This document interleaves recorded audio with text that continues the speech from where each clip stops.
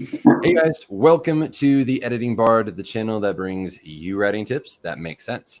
Today I'm super excited. I've been kind of on this kick with doing interviews, and several of the students with the publisher that I've freelanced with have made it through start to finish and completed their novels.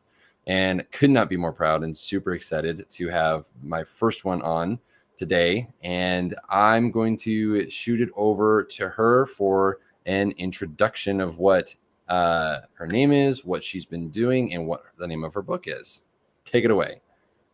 Hi everyone, I'm Natalie Sanchez, and I recently published my first book called The Language of Loss. Here it is. And so it's just a memoir about my experience with loss. I lost my dad in March of 2018, really unexpectedly to a stroke. And so it's just my experience about how I've grown and the people I've met along the way, and just how transformative loss really is. Love that. So I had the opportunity to work with Natalie. She was actually in the first batch of students that I had ever done, and I had no idea what I was doing with nonfiction at the time. But obviously, I didn't tell her that. But it was an amazing experience to be able to work with Natalie on this, and it was just a beautiful story for one that you went through. And I kind of want to dive into like you mentioned losing your dad unexpectedly. What inspired you to actually sit down and write the book? Mm-hmm. Yeah, so like I said, my dad passed away really unexpectedly in March of 2018, so a little over 2 years ago. And I don't know, like my way of dealing with things has always been creative expression. Just ever since I was really little, I love to journal. I would like make up weird songs when I was little. I just That's how I cope with things. And so after my dad died, that seemed to hold true. And I was just writing a lot. I was journaling all the time. My uncles and I started writing songs and ended up producing our own album together. And so it just was like this form of catharsis for me and a way of processing things. And as I started writing, I guess I just kind of felt like I had a story to tell. And then there were people that I met along the way that I wanted to tell their stories too, because they were, interlaced with my story and they had changed me. And so in this book, it's my story, but it's also the stories of many other people who are grieving, and just kind of how their stories of loss have impacted me and transformed them. So, yeah. That's awesome. 'Cause I remember when when we first were working on the book, and it was kind of like, how do we kind of compile, all of these different things? Because you guys were doing interviews and you were reaching out to different people. And what was fascinating to me, because I don't typically read a lot of nonfiction, and to see the different stories that you were kind of pulling and compiling from different people was fascinating to see just kind of the spectrum that people fell in terms of how they were processing their loss through creativity. And you actually had one guy in particular that was a big influence in the book and for your dad as well, if I remember correctly, and that was Neil Peart. Yes. Yeah. And it's crazy because this whole book started out, as you remember, to be a book about how creativity helps us grieve and cope with loss. And it evolved a lot since then, because I just started meeting people and seeing all the different ways that people grieve.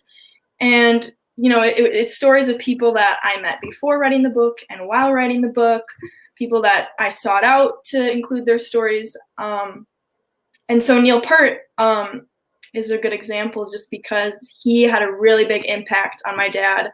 For those of you who don't know, he is a famous drummer from the band Rush, which was my dad's favorite band. The most best drummer in amazing the world. history of drummers. A legend, basically. Yeah.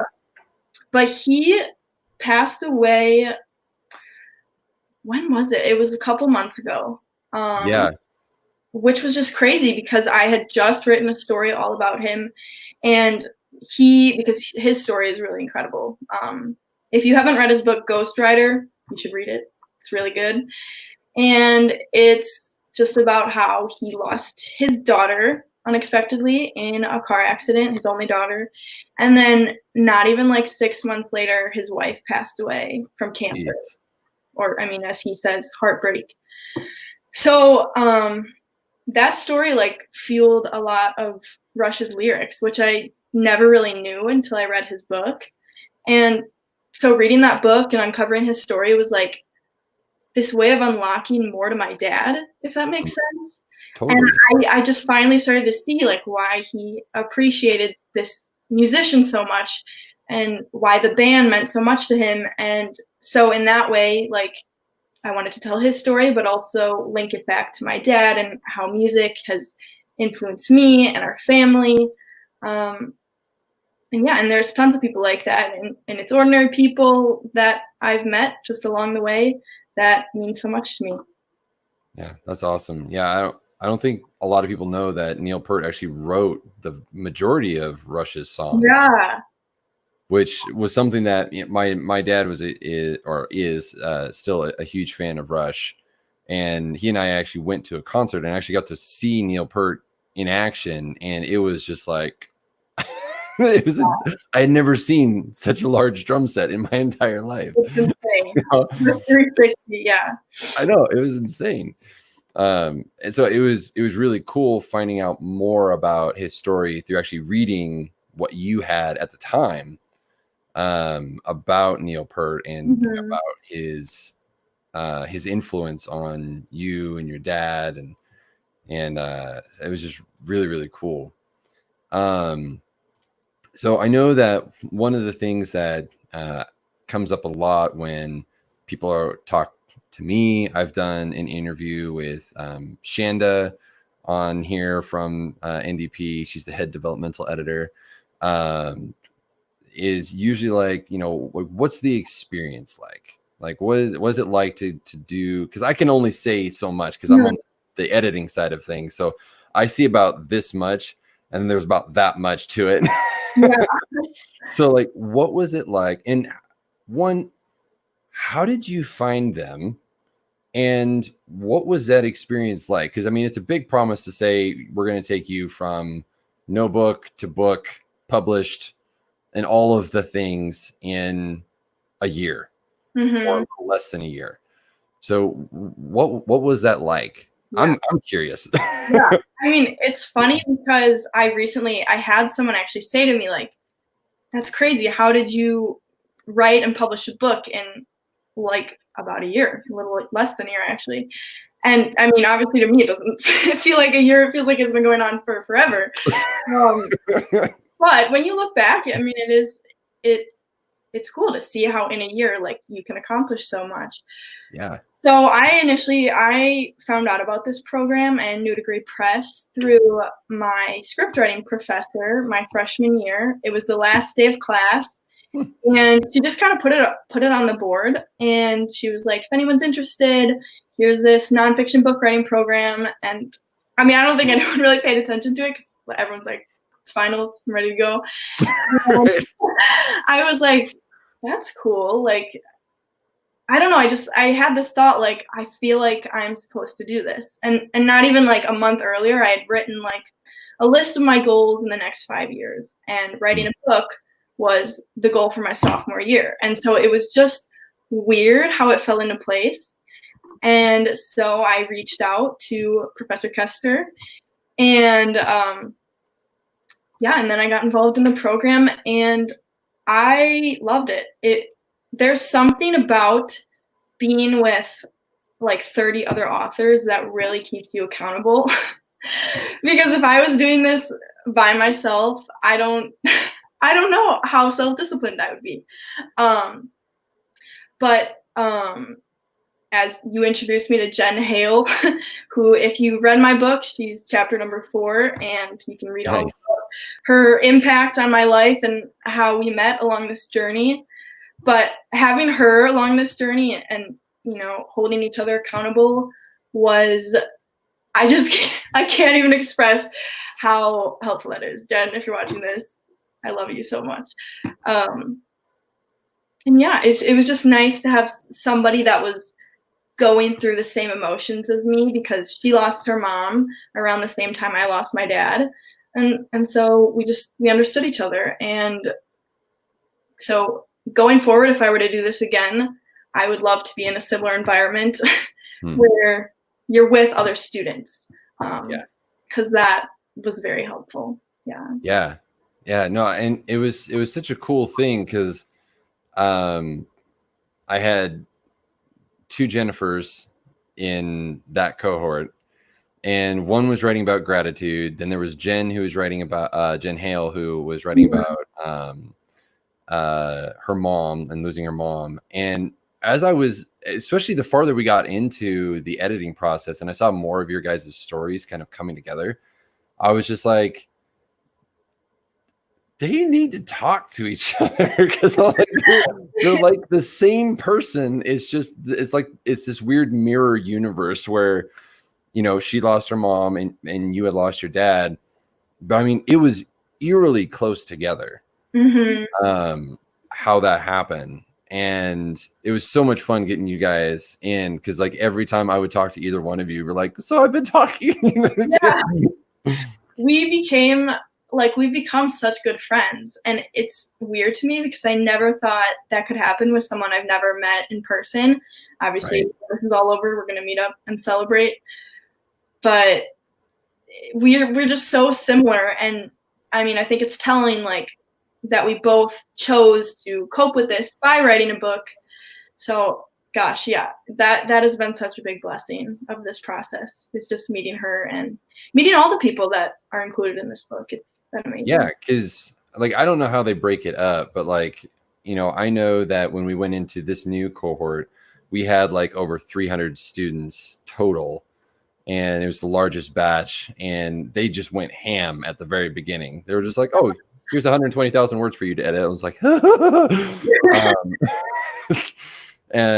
but it was a lot of fun to work with you and my others, the other students that I had, because I mean, we got your entire first draft done in 3 months, and which was insane to me, because I had never finished a first draft so quickly before.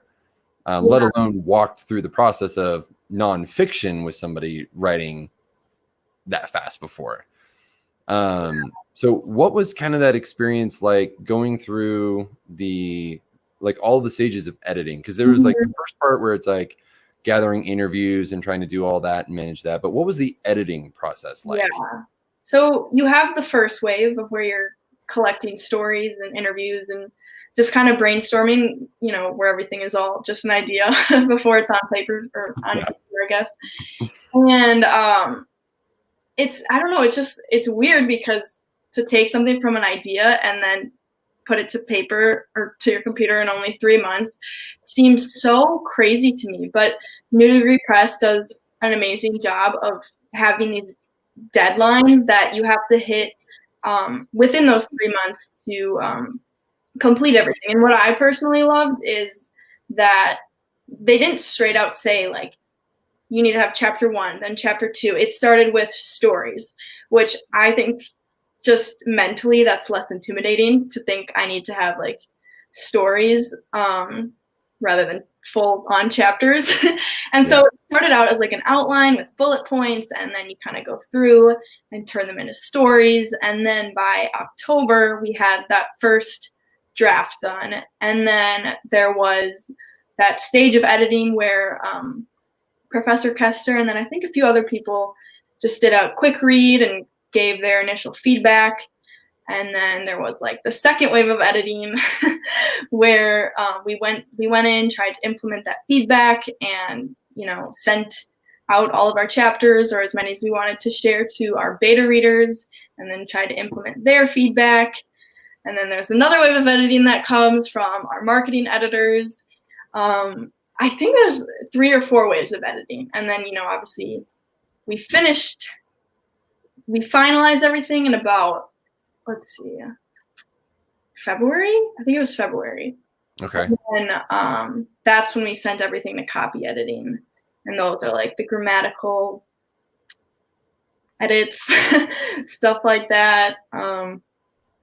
Yeah, it's an exhausting process.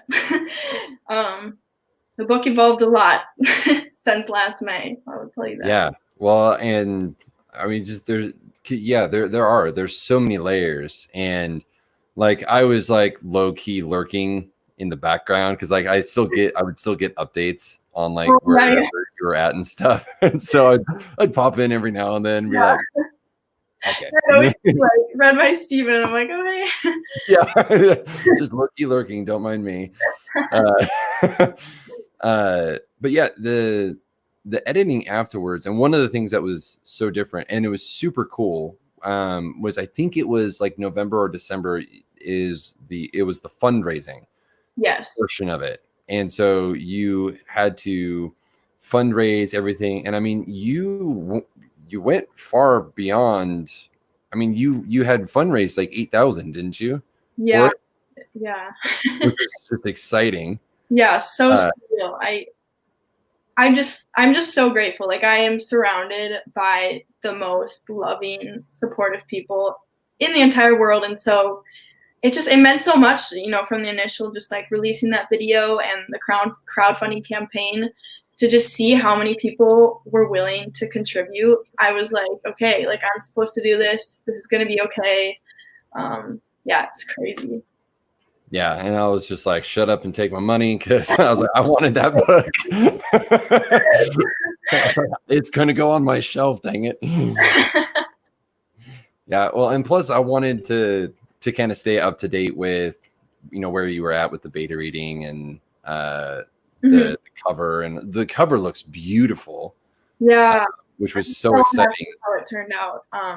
My Aunt Anne designed it, and she's an amazing graphic designer, and when you read the book, you'll know the symbolism behind the ukulele and the butterfly, but I didn't really give her any direction. She just did her own thing, and because she knows my story, and she captured it so well. So yeah, I completely agree, because as soon as I saw it, I was just like, oh, that makes perfect sense. Yeah. Like any other cover just would not make sense. Yeah, exactly. Within the context. Yeah.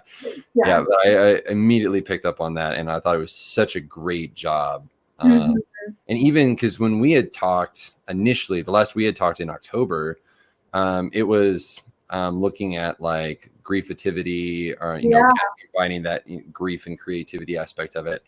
And then when I saw the official title, The Language of Loss, I was like, oh man, that's far above and beyond better for this whole book. Like, I was just so stoked.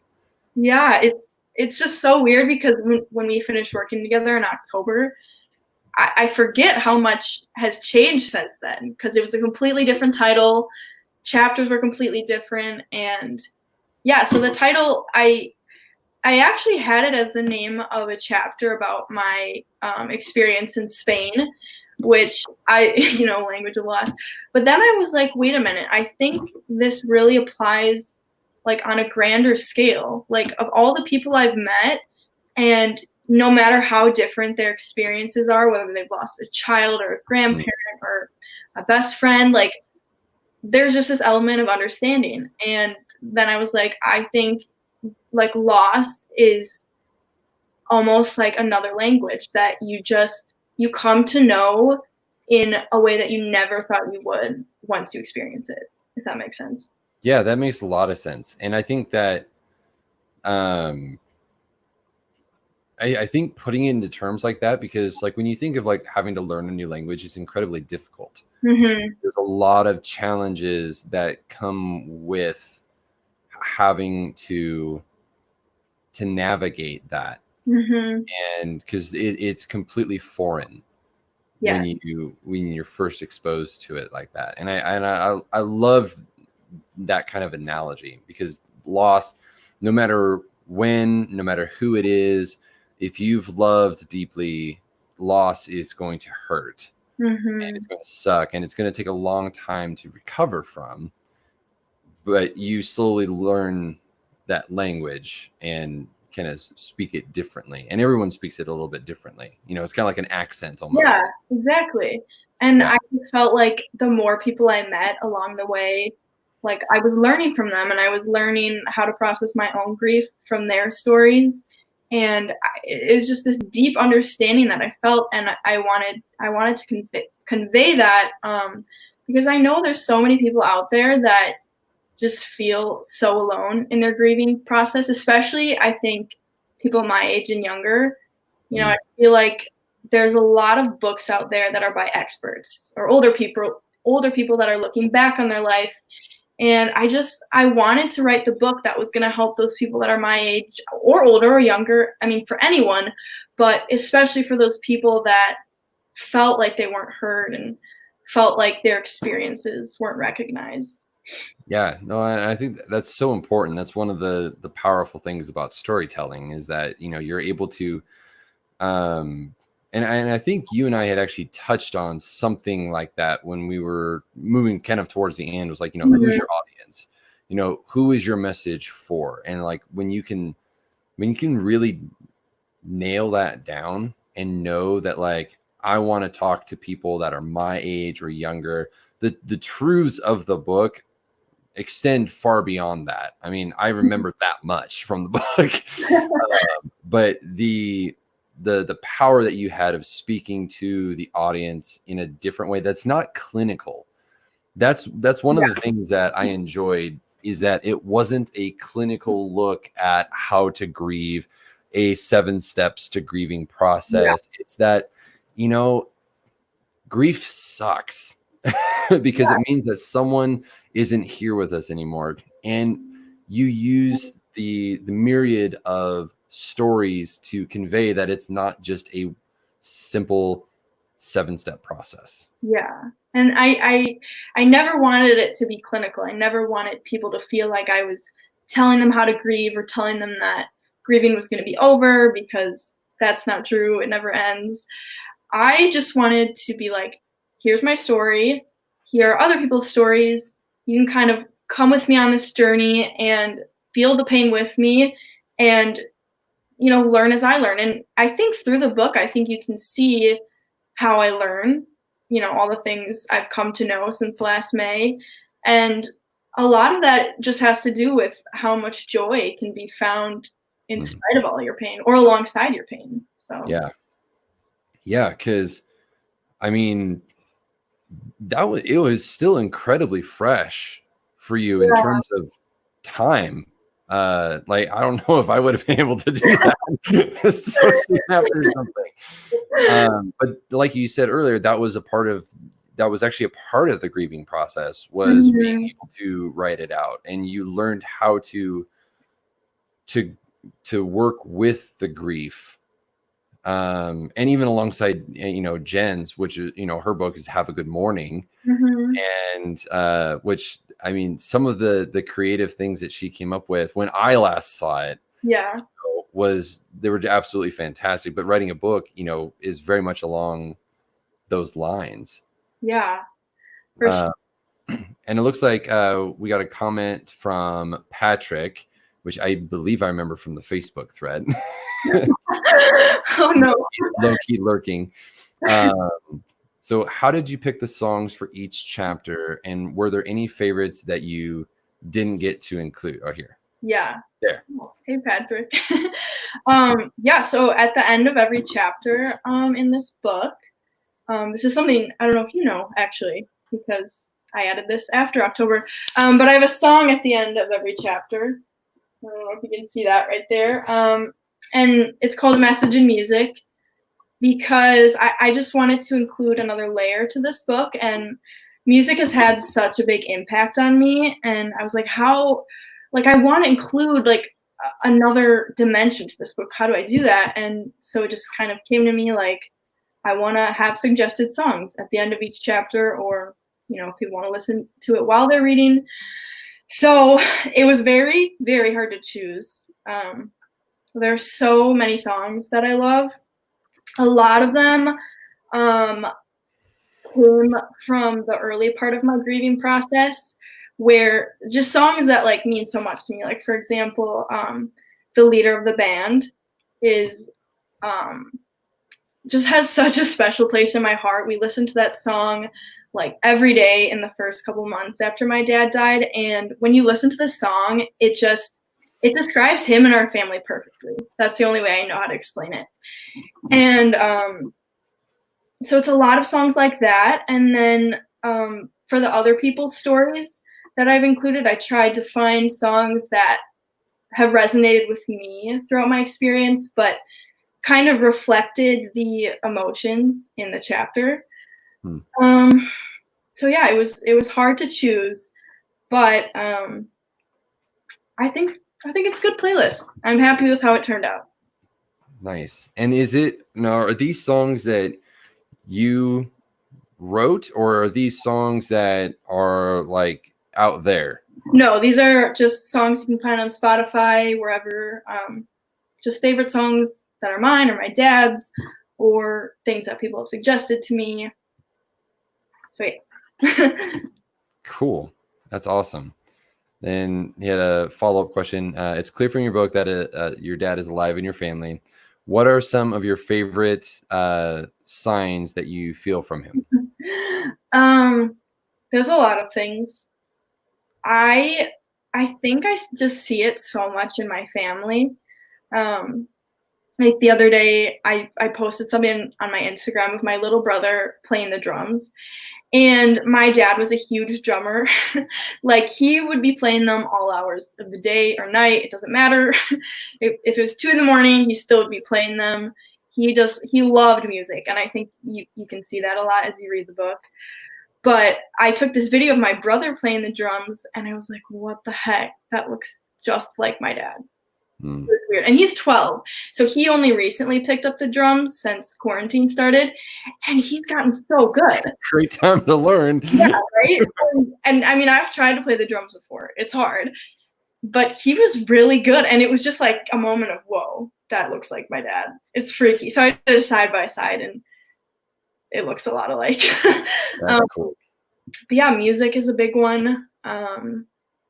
I feel a lot of his presence, like when I'm alone, when I'm driving. The cemetery is only a few blocks away from our house, so I visit the cemetery all the time.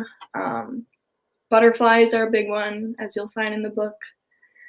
So yeah, I mean, there isn't a day that goes by where I don't think of him, so there's always something. That's cool.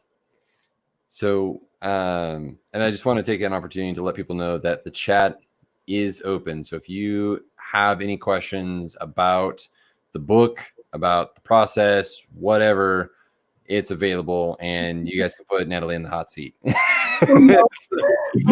No pressure.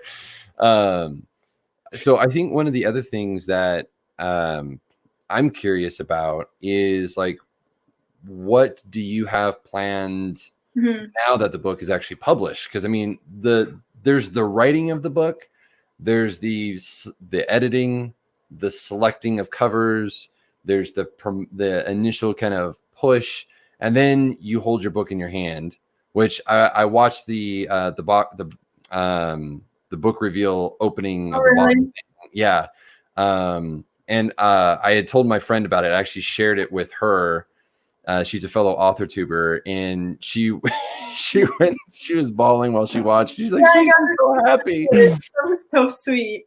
Yeah. She's like, yeah, he sent it.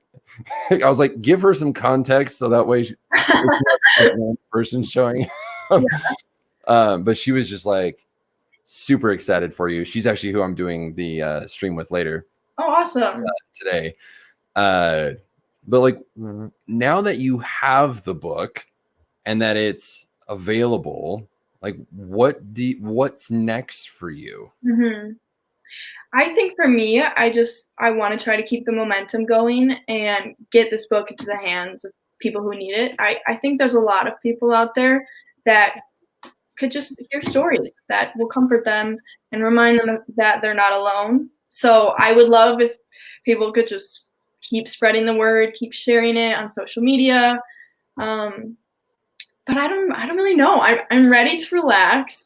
I can imagine. Like not do anything for a couple months. um, yeah, I don't know.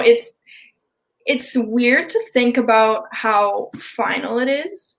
Um, just because with a book you have to accept, like, at some point you just have to accept it's good enough, which is really hard to Yeah. accept.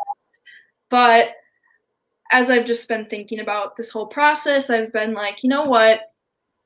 This book isn't perfect, like all things, but it's my story and it's my story now when I'm 20 years old. And in 5 years, I think this book will still be valuable, but I think it'll especially be valuable to me just to have this collection of memories to look back on and, see what my 20-year-old self was feeling. So I don't really know what's next in store. I guess we'll see what happens and see what kind of impact this book makes.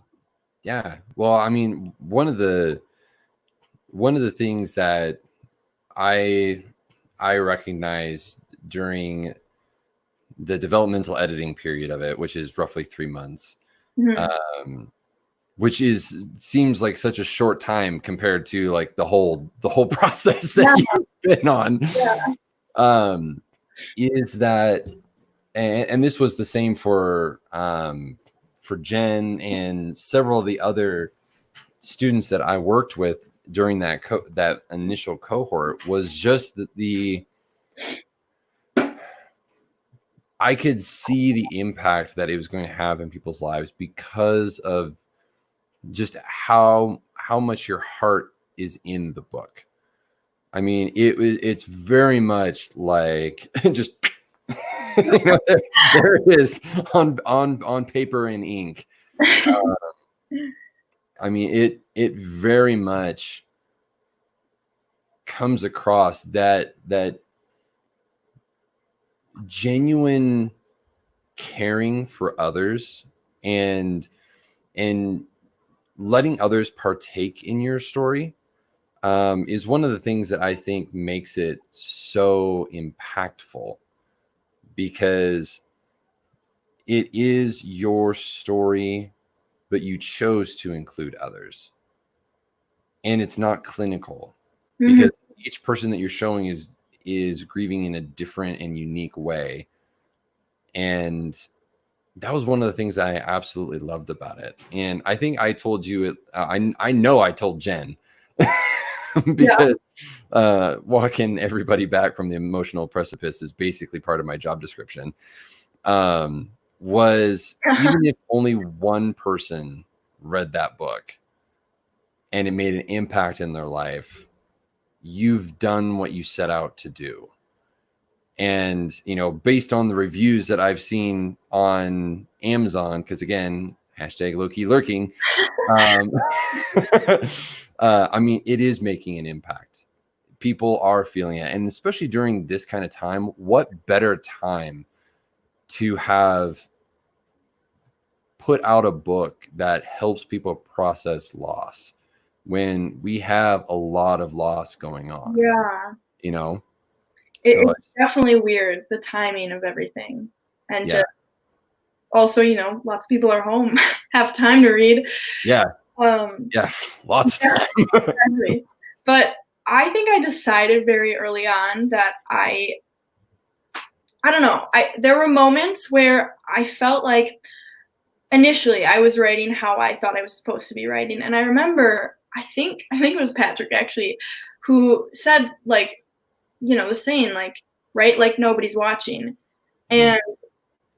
And I think for me that was just like, okay, I'm just gonna write from the heart. I'm gonna write how I want to write, not how I think I should be writing this or what I think other people want to hear.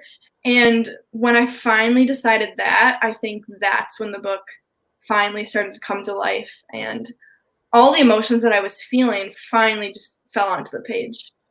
Yeah.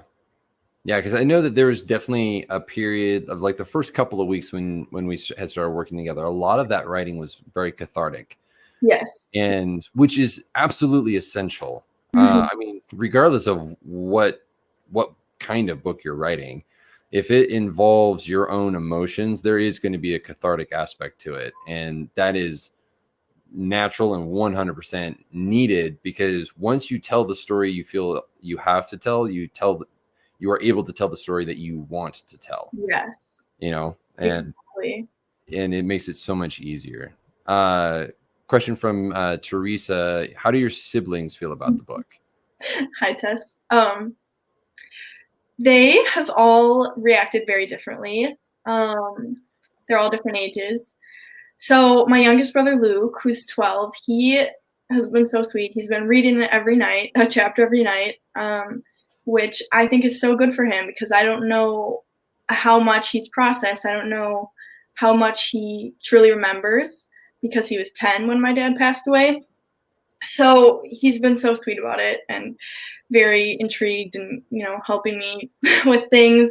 My other two brothers, Dominic and Gabe, um, I'm not sure how they feel about it. I think they will read it.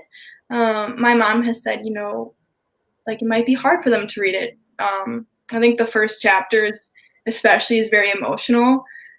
Just how I talk about my experience when I actually found out my dad had passed away. So I think it's just a matter of them reading it when it's the right time. Um, Mm. they all have been processing it very differently.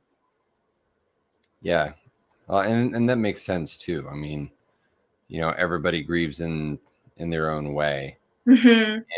and at their own time. Yeah. There's simply those times, because I remember reading some of those chapters, and I mean, it was so emotionally heavy in a good way, because I mean, you were being vulnerable, you were being Mhm. open about it. But yeah, I mean, I remember at the end of it, there was a couple times where I just read through the whole chapter and I was like, crap, I was supposed to edit this. And I totally forgot to do that. Whoops. And then I'd have to go back and and reread it again. But yeah, I mean, it was just it was very emotionally heavy, because it was your experience, Mhm. and it if it wasn't emotionally heavy, it would lack some of that impact. Yeah, for sure. So does anybody else on the stream, because I see you out there, the bard knows all, the bard sees all. But for those of you who are watching, do you have any other questions? Because now I've covered all of my main questions, so I would love to hear from you guys, and give you guys an opportunity to be able to talk directly to Natalie and ask her any questions about her book. I do see one waiting for it to populate over here because of the time delay. The chat. There it goes. All right. Oh, hey, Maddie. How are you celebrating or memorializing this publishing process so you can remember all these current emotions and memories in the future? Oh, good question. Um, it's definitely hard, because in a perfect world, I envisioned having a launch party and celebrating with everyone, but obviously that's not happening now. So I'm just kind of trying to document everything as I usually do. Videotape things, take pictures. And my assignment for my documentary class is to make a personal documentary. And so I'm doing it about the book and just how that experience has been. So that's kind of my way of trying to document everything, because Maddie knows me so well. I want to remember all of this, especially during this crazy time. Yeah, absolutely. And do you plan on, I mean, obviously none of us know kind of when a lot of this stuff is going to lift, but Mhm. do you still plan on in sometime in the future, hopefully doing like a launch, kind of like a Yeah. post launch party? Yeah, I would love to do some sort of celebration just to thank everyone who supported me and helped me. Like, there's no way I could have done this without all the people who pre-ordered and donated and supported me with all their love and support. So, yeah, I'd love to have something when this is all over. Yeah. Actually, that reminds me. I know that you fundraised enough to do an audiobook. Is that in the works? Not yet. I don't know. I have to figure out, but I think the hardcover should be in the works in June or July. I think they're still working out the timeline because of everything. Sure. And then I'm thinking audiobook will be August, I believe. Nice. Now, is it you narrating the book or is it somebody else narrating the book? I think it's me. It's really interesting. Yeah. Take 35. Yeah, I know. We'll see. I could see that being really impactful, though, to have the author actually reading the book. I think that'd be really, really cool. So I'll be super interested to stay up to date on that. Yeah, for sure. Rob asks, do you notice a big difference between how people talk to you about loss 2 years after your dad's passing, and how do you want people to talk to you about it? I think it definitely changes. And especially, I think I've been very public with how I've been grieving. I post about it all the time. I've written a book. Like, I'm not really afraid to talk about it. And so I think over time that has allowed people to feel more comfortable talking to me. You know, in the beginning it was very sensitive, like even some of my closest friends, and this isn't their fault. This is how I felt before I lost someone I loved. Like, you don't know how to bring it up. It feels awkward. You don't want to bother them. You don't want to make them feel uncomfortable. And so over time, I think just with the way I've processed everything, I think it's let people in a little bit more than they were before, and just help them to feel like they can ask me anything. That's good. And I'm super curious because I just recently had a friend who I don't know them well. They know of me through some of the writing that I've done on places like Wattpad and stuff like that. But they had reached out to me and said that they had just lost their grandma very suddenly. Was kind of not expected. And I recommended your book to them for that reason. But I was curious because it got me thinking about, we know a lot of people. I've seen a lot on Twitter. People have lost loved ones during this time. And in the experiences that you've gathered for the book of how people have processed their own losses, how can we, besides because I'm gonna just throw your book out to anybody who talks to me, how can we approach people who have had that kind of sudden loss, just kind of based on the experiences that you've listened to and gathered? How do we approach it and not think of it as I don't want to bother them? Because people want to be acknowledged, but they don't necessarily, the other people on the other side don't know how to do it. Yeah, it's very hard if you haven't lost someone. It's hard to find that balance because I think everybody is different. I think there's people like me who don't mind talking about it and are open with anyone and everyone, but I think there's a lot of people who are more private about it.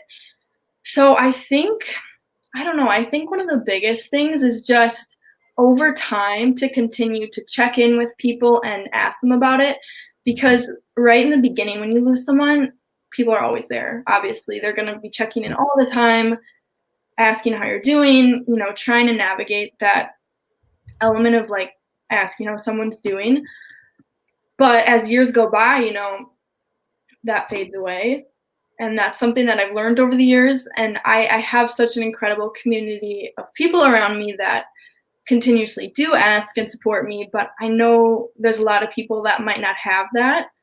So I want people to be aware of what it means to be consistent with checking in on someone. And, like, people are so there's such a taboo around grief, Yeah. and it's like it's not it's it's something that happened to you. It's part of your life. It's part of your story. It's not something that you did or something that you caused. So I don't know why people are so afraid to talk about it. Yeah, that's a really good point, and I think taboo is the right word for it. Is I think in many cases, and I know that Jen actually touches on this in her book, where we've been grieving the same way since like Roman times, Mhm. which was not something that I had known about. Which is why I thought it was just so fascinating. Like your guys' books are so similar but so different as well. Mhm. Um, because you guys like really like it should have been like a joint book. Like part one and part two. Like, because they touch on the same topic from two wonderfully different perspectives, Mhm. and they complement each other so nicely. But yeah, it's that we're not allowed to talk about the hurt. Like I shared yesterday about the loss of when we miscarried our first child, Mhm. and Jen actually interviewed me, and talked about it. And it was one of those things where it actually took me 3 years to actually start the grieving process, because I didn't realize that I had been told essentially that my feelings didn't matter. Yeah. I shouldn't talk about it. And it was kind of what you said. It's people need to talk about it to process it. Yeah. And I mean, going back to Rob's question, like, how do I want people to talk to me about it? I want people to feel like no matter what their experience is, if they've miscarried a child, if they've lost their grandparent, if they've lost their best friend, their brother, their sister, their parent, whatever it is, I want to be able to have a conversation with them and be there for them, because I mean, loss shouldn't be a taboo thing. And as I've as I've learned through writing this book, like, when we lose someone, we have this tendency to just like not talk about it. And if we have a memory that's relevant to a conversation or a situation, like, we withhold that memory. And I found myself doing that so much. And it came to a point where I was like, I don't want to do this anymore. If I have a story about my dad, I'm going to share it, even if he's not here. Like, it's still a great story. I still want to share about him. So I shouldn't have to hide any of that. Yeah, that's a great perspective. Absolutely. Um, I got another question. So, how receptive were people to your cup of coffee meetings? Um, I would say everyone was very receptive. Some of the people were people that I knew before writing the book, so people that were close friends, or people that I just came to know because of loss, and they just understood me. So we had known each other before. So with people like that, it wasn't a problem. And then I reached out to a lot of people, just saying, I want to hear your story. I'm writing a book. I would love to include your story, um, and just learn about your experience. And I would say pretty much everyone was really willing to share. I think people just get really I don't know if excited is the right word, but because people don't talk about it so much, it's it's like so cathartic to finally talk to someone about it. Yeah. Um, like, I interviewed a woman who lost her daughter 8 years ago, and when I reached out to her, I could just tell that she had been withholding all these thoughts and feelings for so long, and she just jumped to share her experience. Hmm. So I think I definitely will continue to get coffee with people that have lost loved ones. I think it's a really special way to connect with people. Yeah, I agree. Um, he's rapid fire today.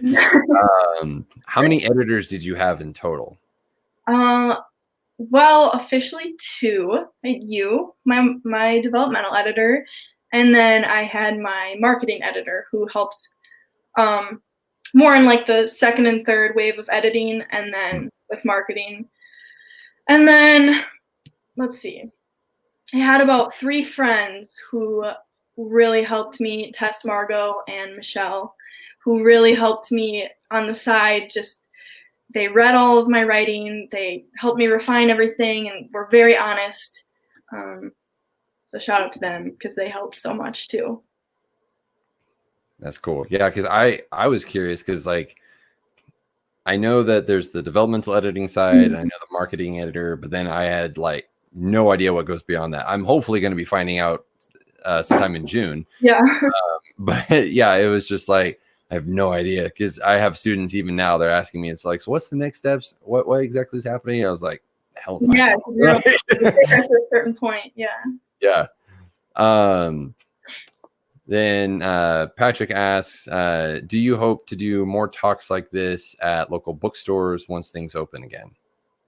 Good question. I don't know. I would definitely be open to it. It does sound a little bit intimidating, but I mean, since I've written a book about it, I feel like, and if people have questions and want to hear from me, then absolutely, I'm willing to. I definitely think that would be really cool. I mean, it can't be scarier than being on a live stream where your name will live on forever on the interwebs. Yeah. But I could definitely see. I mean, great question because really, and I've tried to tell this to students, to clients, to just other authors. And like, people buy books for the author, not for the content. They buy it because they know the author's type of content. You know, like the books that I have over on this top shelf, I bought them because of the author, because I know what he does. And one of the things that NDP does really well that I've just been able to kind of watch from the sidelines over is they help you have people invest in your journey. Yeah. You know, by doing the fundraising, doing the beta reading, having them vote on things, you know, that kind of stuff. Like, it pulls people in to your journey, and it's inviting people in, you know. So I could definitely see something like that being super beneficial for not only you, but other people, you know, in your community and local area as well, because you'll be able to just share what you shared here, which I know is going to make an impact on people who watch this later on. Yeah. You know, it's going to be awesome. Patrick, what went through your mind the day that you found out that your book was actually going to be published? Oh my I would add in parentheses, besides sheer terror. Yeah. Oh my God. Well, I don't know if there was a specific day, to be honest. I mean, in October, you're greenlit, which means, you know, you're approved to continue with the process. So I don't know if there was a specific day until the day I finalized it and I actually published it on Amazon. And I was like, oh my God, this is really real. Like, it was like, I remember you said, like, writing a book is the most terrifying and rewarding thing you can, like, probably ever do. And you are so right. Like, it was terrifying. Like, just because, like I said, it's so final, and to imagine other people reading something that you just, like, it's in print, like, you can't change it. But now that it's in my hands, it feels just like so surreal, and I don't know, it was a really emotional process, and it was emotional to receive it, but I'm so happy with how it turned out. Yeah, the book looks absolutely amazing. Just cover, and I know that the inside is going to be awesome. I'm so excited for mine. So good. So where can people find you if they want to connect with you? You can find me on Instagram at Natalie K. Sanchez, I'll always respond on there. You can go on my Facebook author page, which is just Natalie Sanchez. Um, yeah. Or you can reach out through Amazon if you want to leave a review about what you thought about the book. Um, yeah, I'm pretty much available wherever. Cool. Well, I totally spaced on it before the stream, but I'm going to add in the links to your Instagram and to your Facebook, so that way it will be down in the show notes below. For those of you who are interested in supporting Natalie, if you haven't read the book and this has kind of been like, wow, this is amazing, I want to read this, which it is, so you should. The link to the book is actually down in the show notes as well. It'll take you to the Amazon page, and so support authors, during this time. Natalie has a fantastic book that without a doubt is going to make an impact in your life if you have lost anyone. So if any other last minute questions from the audience, we'll see. This is so I just want to also thank you for doing this. Like, I've been invested in your story since, what was it? I think we met in July. Yeah. Early July. And I'm super proud to see just how far you've come and to be able to get your book published. It's been so exciting for me. Yeah. Just to watch that journey. Like I said, like, you were there in the very early stages when there were so many times where I just wanted to quit. So, and you pushed me to keep going. You kept grounding me with, like, if this book impacts one person, that's all that matters. Like, and that's just what I repeated to myself the whole time while writing it. And so just thank you so much for everything that you've done to help me, because there's literally no way I could have finished this without all your help.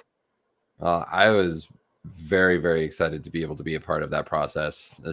Just from the very beginning to, the very end of our time together, it was just awesome to watch just how much you grew as a writer and as an author, and developing that author mindset of, I'm going to do it even when it's hard. And you had Jen to go with you into the great unknown that came after the developmental editing stage of things.